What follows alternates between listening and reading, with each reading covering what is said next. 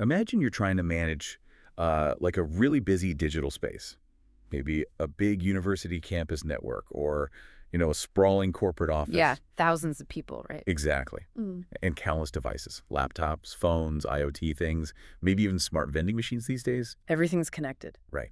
And you've got employees, students, guests, contractors. Yeah. They all need different kinds of access. And each one is potentially a security risk. It's complex. So how do you manage all that? How do you make sure everyone gets what they need, stays secure, and doesn't accidentally cause a problem on the network? Well, it's definitely a balancing act, and that's really what we're digging into today in this deep dive. We're looking at network access control, or NAC. Specifically through HPE Aruba networking ClearPass, Right. a pretty powerful platform. Extremely powerful, yeah. And our source material for this is a bit different, kind of interesting, actually.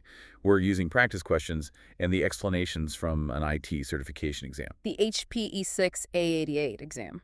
Right. And the idea isn't just exam prep. It's more like a shortcut, a way to quickly grasp the core functions, the critical ideas behind modern network security. It really cuts through the noise, doesn't it? Gets straight to the essential mechanics of how it all works. So our mission today is basically to unpack these technical bits and pieces. Yep, turn them into clear, practical insights for you. We want to cover the what, sure, but more importantly, why it matters for anyone trying to secure a network today. Okay, let's dive in then. When we talk about network access control, NAC, what's the big picture? What's its main job? Well, fundamentally, NAC is your network's intelligent gatekeeper. It's the system that decides who gets on the network and what they can access and under what specific conditions. Conditions like device health, maybe. Exactly. And it all builds on those core security ideas, authentication, authorization, and accounting. The AAA framework. Right. Authentication is who are you? Authorization is what are you allowed to do? And accounting keeps track of what did you actually do. Precisely. And ClearPass takes those concepts and really brings them to life. It automates and enforces them in real time across the whole network. So it's orchestrating that whole AAA dance constantly. Constantly. Creating a much more dynamic and secure environment than just static rules. And the exam topics we're drawing from, they really focus on the practical stuff, right? Like the different ClearPass modules, setting up services, guest access. User roles, device provisioning, managing the servers themselves. Yeah. Yeah, all the key operational aspects. So ClearPass isn't just one big thing. It's made up of specialized parts. Exactly. It uses these different modules like specialized tools and a toolbox, each handling a critical function. It's very well integrated. Okay, let's look at some of those tools. How about the health inspector, ClearPass On Guard? What's his role? On guard. That's all about proactive defense. Its main job is performing these detailed posture checks on devices before they're even allowed full network access. Posture checks, like checking if it's sitting up straight. Sort of. It checks the device's health. Is the antivirus running and up to date? Does it have the latest OS patches? Is the configuration compliant with security policy? Okay, so it's making sure the device itself isn't a risk before it connects. Exactly. It prevents non-compliant or, potentially compromised devices from getting on and maybe spreading problems. It's about stopping threats at the door. And you mentioned it can even check things mid-session. It can, yes. If a device suddenly becomes non-compliant while connected, OnGuard can trigger actions like quarantining it or limiting its access. It's dynamic. That's clever. Okay, so a device passes its health check. How does it get securely integrated or onboarded? Is that where ClearPass Onboard comes in, the welcoming committee? That's the one. Onboard handles device certificate provisioning during that initial onboarding process. Certificate provisioning, so giving the device its official ID. Basically, yes. But the real power is how it automates building that trust. It makes adding new devices, BYOD, corporate devices, whatever, much smoother and critically much more secure. How does it make it more secure? By issuing unique digital certificates. Each device gets a verifiable digital identity right from the start. This simplifies ongoing management and really boosts your security posture because you know that device is trusted. So OnGuard checks health. Onboard establishes trust. Now, how do you keep track of everything happening? All the connections, the activity. That sounds like ClearPass Insight, the data detective. You got it. Insight is your central hub for visibility.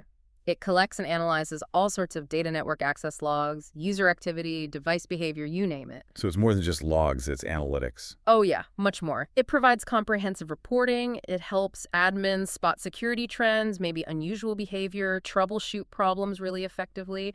It gives you that crucial visibility into what's actually going on. Can you give an example? Sure. I remember a case where Insight flagged a weird pattern of login attempts from an account that hadn't been used in months. Turned out to be someone trying to misuse old credentials. Insight helped catch it early. It turns raw data into actual intelligence. That kind of visibility seems essential. Okay, what about visitors, guests who just need temporary access? Right, you need a way to handle them easily but securely. That's the job of the ClearPass guest module, often working with what's called a captive portal, the friendly greeter. The captive portal is that web page you sometimes see when you join a public Wi-Fi. Exactly that.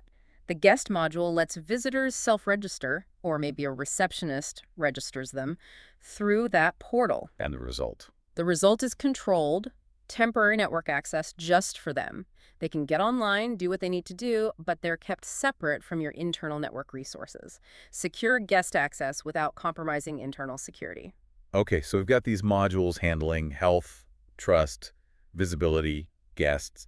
Let's go a bit deeper. How does ClearPass actually talk to the network? What's the underlying language it uses? The core protocol there is Radius, Remote Authentication Dial-In User Service. It's a bit of an old name, but it's fundamental. Radius. So ClearPass uses that to communicate with things like Wi-Fi controllers and switches. Precisely.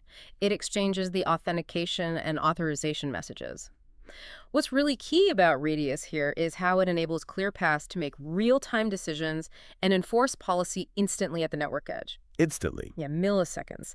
It's the translator between the policy brain, ClearPass, and the network hardware that actually controls the access. It stops unauthorized stuff before it even gets going. That real-time aspect sounds critical. Yeah. Now, how does ClearPass figure out what specific permissions someone should get? You mentioned granular control earlier. That's where role mapping comes into play. It's really central. Role mapping.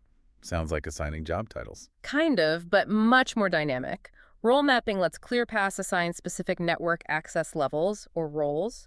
But that role isn't just based on who you are. What else then?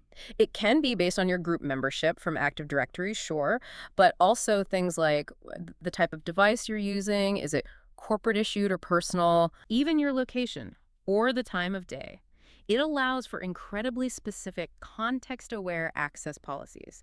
People and devices only get access to exactly what they need for that specific situation. That's really granular. So ClearPass uses role mapping to decide the what.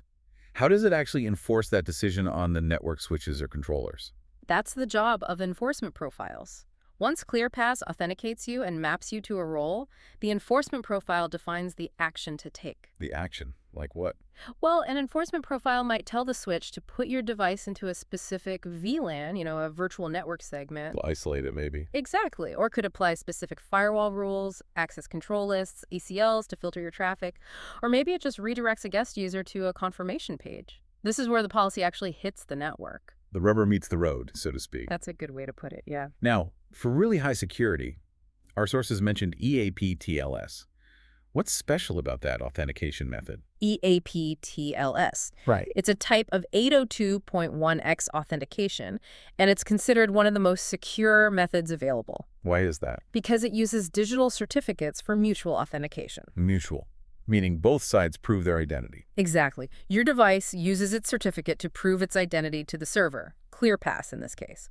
But crucially, ClearPass also uses its certificate to prove its identity back to your device. Ah, okay, so they both check each other's credentials. Yes, right. This two-way verification makes things like man-in-the-middle attacks much, much harder. It establishes a very strong, cryptographically secure connection. Makes sense. Now, thinking about identities, Mm-hmm. increasingly they live in the cloud, right? Like Google accounts, Microsoft Azure AD. How does ClearPass handle those? That's where protocols like OAuth come in. OAuth is designed for exactly this kind of modern integration. So OAuth lets ClearPass talk to cloud identity providers. Yes, seamlessly and securely. It can integrate with Google Workspace, Azure AD, even social logins like Facebook if you wanted that for, say, guest access. What's the benefit for the user? Big benefits. It enables things like single sign-on or SSO. You log in once with your cloud account, and you get access to network resources without logging in again. Reduces password hassle, improves convenience. And for the admin. It extends ClearPass's policy control to identities managed primarily in the cloud. It bridges your on-prem network security with that cloud identity world. Okay, running a complex system like ClearPass, maintenance must be important. Our sources highlighted one thing as absolutely critical before doing an upgrade. What was that? Ah, yes. The single most important step before upgrading ClearPass software, backing up the system configuration, full stop. Just backing it up. Hmm. Seems basic, but why is it so critical here? Because ClearPass holds all your network access policies, your configurations, your device information. It's the brain of your NAC system. An upgrade, like any major software change, carries some risks. Something could go wrong. It could. Maybe there's an unexpected incompatibility. Maybe the process fails partway through. Having that backup ensures you can quickly restore ClearPass to its last known good state if anything goes sideways. So it avoids potentially long network outages. Exactly. It's your safety net. It minimizes downtime and ensures your business operations can continue. It's absolutely non-negotiable before an upgrade. Right. So what's next? What kind of innovations might we see in network access control that maybe blur the lines even more between the device, the user, maybe even the application itself? And how might that change how we even think about securing a network? That's the million-dollar question, isn't it? Things like zero trust architecture are already pushing in that direction, focusing on verifying everything everywhere all the time. It'll be fascinating to see how NAC platforms evolve to handle that even more fluid, identity-centric future